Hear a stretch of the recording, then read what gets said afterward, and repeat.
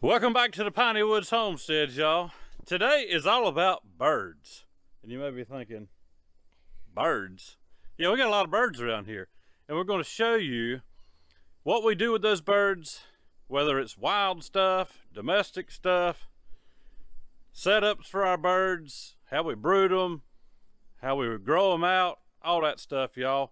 And what we do here this time of the year once we are done raising flocks and processing. We actually processed chickens yesterday, last ones for the season, and we kept some hens out that were really pretty and introduced those to the flock. So we'll see how that goes today. But guys, thanks for stopping in here at the Piney Woods. Hit that old like for us, subscribe to the channel if you hadn't, and as always, if you have, we appreciate you. We do. We're gonna get on with it, y'all. What are you doing? Killing grasshoppers. Now, what did that grasshopper ever do to you? Trying to eat my kale. They ain't trying, they eating it. Well, okay. That's a little bonus for you, y'all. It's part of raising birds and gardens is grasshoppers. And that's one of our pests this time of the year is grasshoppers. So. And they had well, I hadn't seen any in a couple weeks. Yeah, well, we had a lot of rain yesterday. Yeah. So nothing goes to waste around here, y'all. Hey, girls. Honey missed out. Oh, that's a leaf. Y'all, while we're down here with these laying hens, you can see back there in the far background all those golden friars. Y'all are dual purpose birds. We breed them right here on the homestead. It's the cross between, if you're new, it's the cross between what, the Delaware rooster and speckled Sussex hens. This ends up with an excellent frying chicken. But y'all, we kept out 5 hens that were just really pretty, and I just didn't feel like processing them yesterday. And I said, we're gonna turn this flock over anyhow, and by the time these are ready to lay, these brown hens in here, all but Honey, because that's Lisa's favorite. Honey will stay, the rest of them get turned into chicken pastry. But y'all, they're doing good. They're not pecking all over each other. We actually put them, a tip for you that we have found works for us. We put these hens in the nesting box yesterday evening late. And shut the coop door. Shut the coop door. With the other girls out. Yes, and made them all just kind of huddle up together last night so they had some time, and then turned them out late this morning so they had some time to adjust to each other. And well, we put the golden friar girls in the coop. Yeah. Before dark. Yeah. Because we shut out the other girls, and then we let them in at dark, so they were the 5 that were in there were kind of already asleep. And the rest of them were going in to go to bed, so they kind of just woke up. They're like, "Hey, new, y'all are new." But since they all look the same, they're just kind of flocking together, and it's working out really well. But that's part of the birds here on the homestead is keeping your egg layers turned over. About every 2 years, you want to keep them turned over because your egg production will really go down, and that's why we're doing it this way. And now, we really like the look of this golden friar, this dual purpose bird, so we're happy to be starting our flock off anew. Yeah. All right, let's get up here. We're going to show you something else, y'all, about birds. And this is our last round of the golden friars, and we decided this time to just spatchcock them. So Matthew went through and just cut the backs out and flattened them. So they'll be good for the grill or for the oven. Y'all, that spatchcocking, that works great for the grill or in the oven to cook a whole bird. And these birds, the first time we grew them out, because you know, this was a long process. You know, we got the flock together. We had to raise them up old enough to where they could actually start laying and then breeding and then incubating, growing out. It takes a while, y'all, to try to develop something new on your homestead if you're trying to breed it yourself. But the first time we processed it 9 weeks, birds just weren't big enough. They were under the 2 pound mark. We were shooting for 2 to 3. The second time we processed, I believe, was at 12 weeks. That gave us that 2+ pound bird. And y'all, actually this time, I'm wanting to say it was at least 14 weeks. At least, may have been 15. But I think it was 14 weeks. And we ended up, y'all, we weighed these minus the backs. We had already cut those out, and stock's going in the house right now. We're over 3 pounds, or right at 3 pounds. That was for the roosters. The hens were a little bit smaller, but basically a 3 pound bird minus it already having been spatchcocked. And we're actually, we've had those backs, necks, all that stuff from processing in a big crock pot. And by the time it gets done cooking today, we've been cooking for probably 24 hours. And we're actually gonna make supper with that tonight. Strain everything out. Might even make some Brunswick stew. That would be excellent.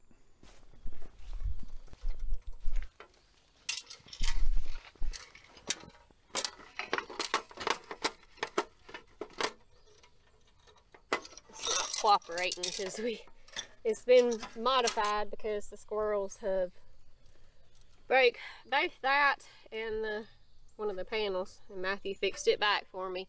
If you have any ideas for squirrel baffles that don't cost an arm and a leg, because they will still climb these taller shepherd's hooks, but we'll feed them, but we prefer just to feed the birds because the squirrels kind of do scare them away.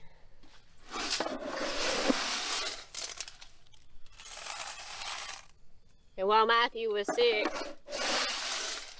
during the winter, he wanted bird feeders so he could sit at the kitchen table and watch the birds. So that's where these have been, but then we've moved them so that the squirrels do come, they're not gonna start eating my cabbage and kale.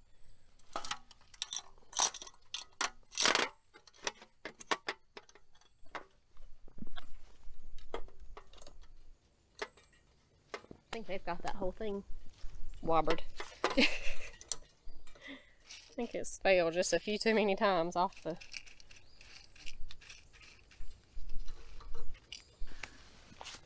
Y'all, we enjoy watching the birds. One of the things that I could do last winter and spring was sit at the table, like Lisa said, and watch these birds out here. It was nice, you know, to sit there, sip on coffee, and just watch the birds. And we actually saw some blue jays this morning. That's probably my favorite bird to see. This time of the year is when we start seeing them.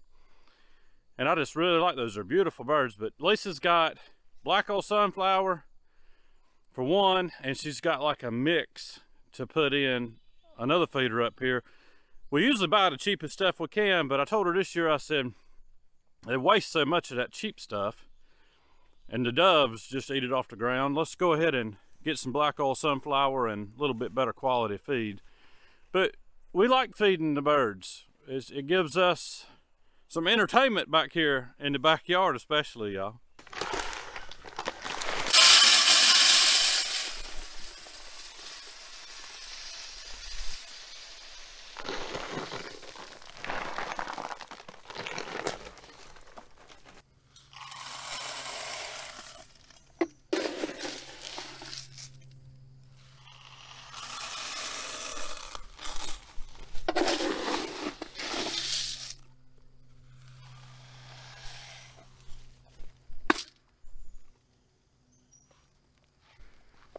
We thought we'd try 2 different kinds, you know, just black oil sunflower straight up, and like a mix from it's a better quality from what we have bought in the past. So hopefully the birds will really like it. We'll see which ones they like the most, and if it's probably gonna be those high dollar, it's gonna be that top shelf stuff, I'm sure. But we'll get some enjoyment out of it and be feeding some of nature too. Now we're gonna take you down to chicken tractor and show you what we need to do with it. All right, well, you're getting everything out. Cinder blocks. Yeah. I'll move the stuff down around the outside.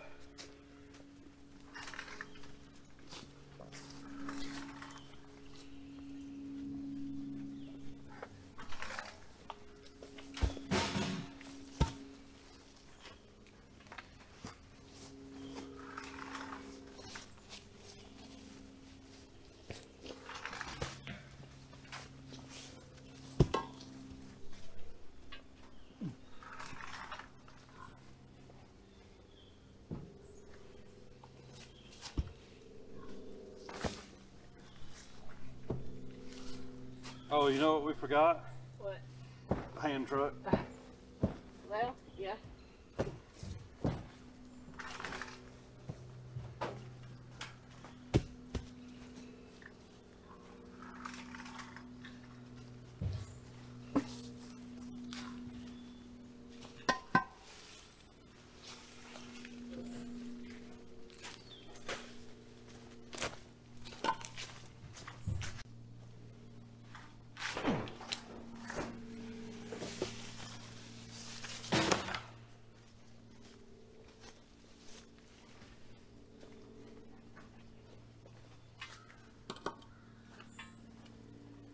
Did I cut the rope on this thing? No, it's in there. Yeah. Yeah, I know. We may be turning this with the gator. Well, that was what I was thinking because I bet you didn't remember that the rope was up in there. How in the world did I do that? I don't know. I think we moved it with the gator to start with, didn't we? Because I couldn't pull it no more. That's what we're going to do.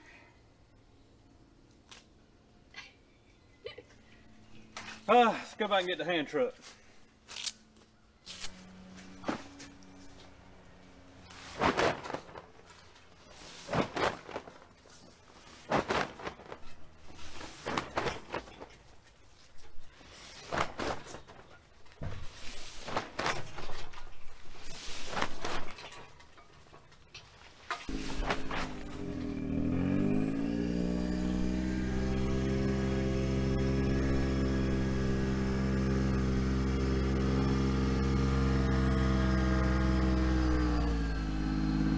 Come on back. Come on back. That's good. Leave her running.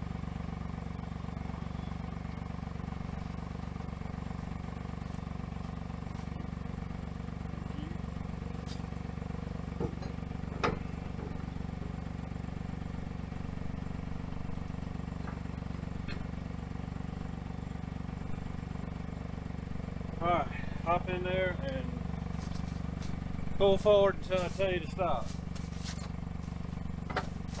Nice and easy. Keep your wheel turned that way.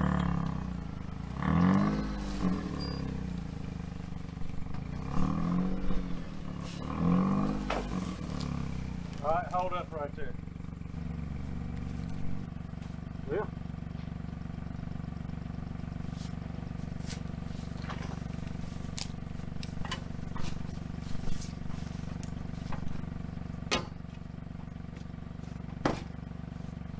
All right, go ahead.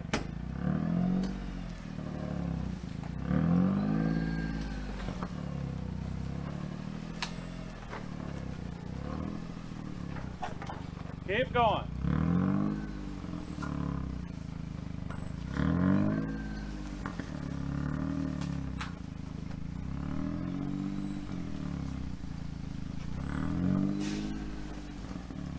That's good. Y'all, this coop has been great. We actually drug birds out here on this grass a couple of years. Yeah, a couple years. The only issue is we really don't have enough grass in this area to support 30 chickens until grow out for 8 weeks. We always ended up a little bit shy on grass. And so that, y'all, that's one of the reasons that we have kind of switched over and have started doing permanent coops and just keeping bedding clean for growing our meat birds. And y'all, it's actually worked out. It's worked out really good. It's actually worked out better. Yeah. It's been less labor involved. I like dragging them to fresh grass when the grass is dry, when it's clean. But you can't drag them on wet grass. And yeah, well, I mean, you can drag them on wet it's not grass, good for them. but it's really not good for them, y'all. Think about yourself getting drugged through the mud every day. Ain't real fun, is it? But so yeah, the standalone coops have been dry. We've kept them clean. The birds are getting the majority of their nutrients from that high quality 20 1-2% protein Neutrina meat bird feed that we give them. Which they would get that even if we were moving them on grass. Oh yeah, so. they got that even on grass. And actually there's been less waste. Because these birds will waste feed out of a feeder. It's just the nature of it, you know, as they're pecking and scratching and all that. And there'll be waste feed up here where they were at standalone. It's just the nature of it, y'all. And that's why the mouse got in there that day to get him some spilt feed. But I'm going to show you something we're going to do up here. The plan it's going to happen this winter, good Lord willing, and the creek don't rise too high, as I like to say. Where we actually just drug that chicken tractor from is really the highest spot on this section of clearing right here. Back here close to where the little farrowing barn is for the pigs. So Lisa and I, we are going to build a new hoop coop back here. Permanent. Put a, I say permanent, nothing in this world is permanent really, but stationary, a stationary coop like the one that I built back in the spring. That one's got cinder blocks. Probably what we'll do is just cut some big timbers, treat them with, it's called one name brand's Boardwalk Jr.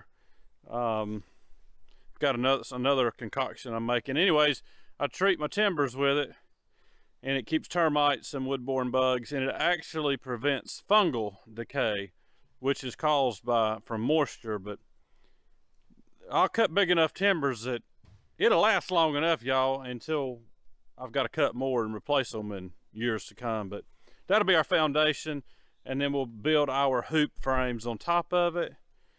And we're wanting to build one big enough to put probably 40 birds in, because we can manage that. We can manage 40 birds at the time. We were actually figuring up how many birds yesterday we had raised this year alone out here and processed. And what was it? 80? 80 or 90, yeah. It was either 80 or 90. I think it was 80. And that's a little bit low for what we normally do, y'all. But considering, I think we did all right here.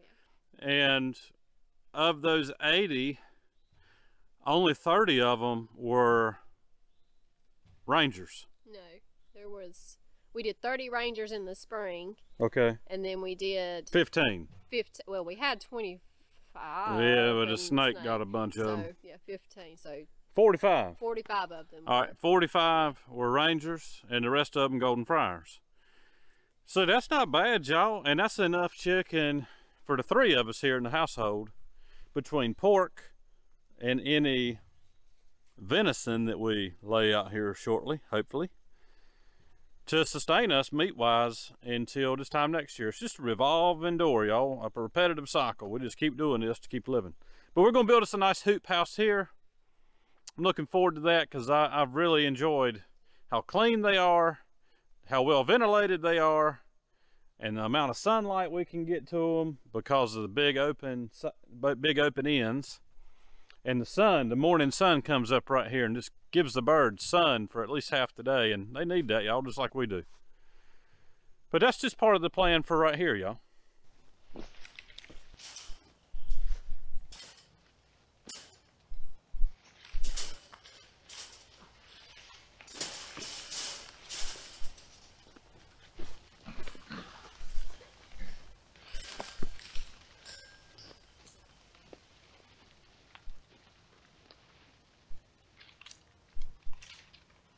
You might want to walk your end up just a hair bit more.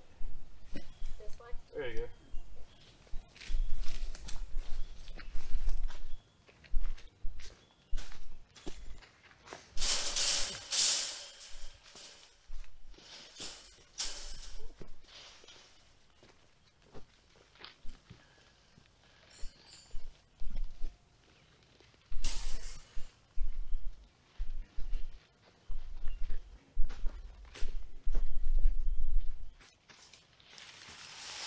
You're underneath. Okay.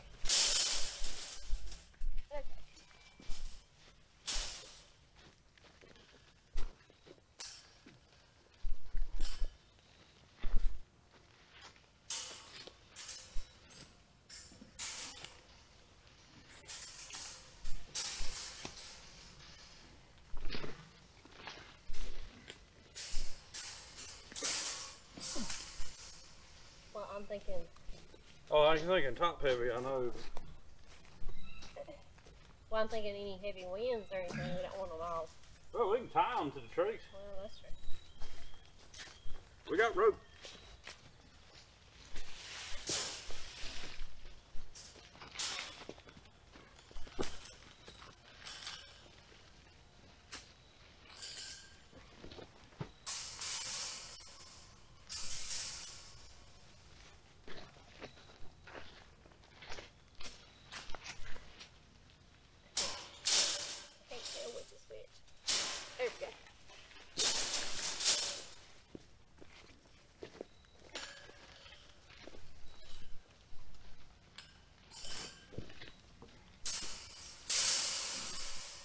I used to do mess like this just right by myself.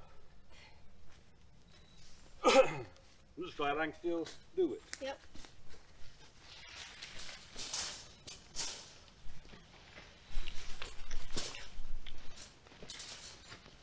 Starting with birds and ending with pigs. Yeah, the pigs are over here. They've been entertaining us the whole time. Slapping that feeder. We've been moving these cattle panels out of the way. I just kind of dumped them there with the tractor a while back whenever we took the garden down, and we just kind of need them out of the way for the winter. They'll go back into the garden in a little different configuration next year for tomatoes, because you had about 100 plants on those. Yeah. And so that worked out pretty good. So you really, for us anyways, about 100 plants works out pretty good if you get enough tomatoes to do anything with. Yeah. This was a hard year, I think, for regardless it was of tough. how many you had. It was tough, but we were able to put up, I say I didn't really help a whole lot with that, but she at least put up a lot of tomato products. But so we won't use these panels for the new hoop coop, and it's going to be, if I remember correct, it'll be about 5 panels worth, and they're about 52 inches. So it'll be it may be 6 panels. I can't remember what I drew up, but it's gonna be pretty good. And it's a nice high ridge up here, so that we won't have to worry about water issues, and the birds will be nice and dry. Well, and the good thing with here is it's a good ways away from the house, yes, yeah, but the pigs pretty well keep any predators away. Yeah, I guess those grunts, they help with that. Dogs will be curious if somebody's got a stray dog running around. That's always going to happen. Coyotes, stuff like that. But you know, we treat these things like Fort Knox. Yeah. We have yet to have, knock on some wood, we've yet to have a predator get into any of our coops since we've been doing any of these coops, y'all, for years. Just because we take the extra effort to work on them. But guys, we're going to end it right there today. Just kind of a bird day, showing off the golden friar hens we've kept, showing off the ones we processed yesterday, the spatchcock birds, and showing what we do for the wild birds and why we do it, as well as getting ready to build a new chicken house down here, y'all. Ain't nothing wrong with a chicken house. Sometimes you got to do it, you know. We like raising them on the grass, and we like doing it this way too. There's what's the words I'm looking for? There's good and bad, positive, negative to both approaches. But raising your own, you're getting the quality. You're getting the quality. You're still not packing them in there like they would in a commercial house. Nothing wrong with that either, y'all. They got that stuff figured down to a science and an art for the type of birds that are growing. But we just give them a little bit more space. It's easier on us to manage them. But guys, we appreciate you hanging out with us. Hit the like for us. Subscribe if you hadn't. And as always, we appreciate you if you have. Y'all have a good day, a great week. We'll see you on the next one.